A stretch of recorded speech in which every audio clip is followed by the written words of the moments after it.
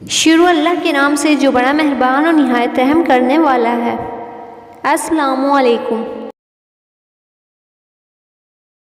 آپ صلی اللہ علیہ وسلم نے فرمایا 3 خصلتیں ایسی ہیں کہ جس میں یہ پیدا ہو جائے اس نے ایمان کی مٹھاس کو پا لیا۔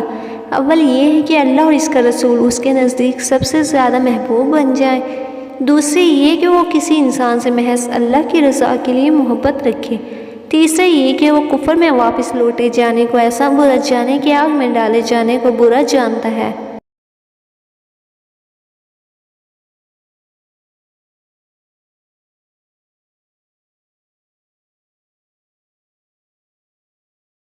رسول اللہ صلی اللہ علیہ وسلم سے دریافت کیا گیا کہ کون سا عمل سب سے افضل ہے؟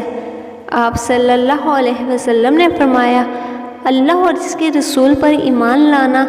کہا گیا اس کے بعد کون سا؟ آپ صلی اللہ علیہ وسلم نے فرمایا کہ اللہ کی راہ میں جہاد کرنا۔ کہا گیا پھر کیا؟ آپ صلی اللہ علیہ وسلم نے فرمایا حج مبرور۔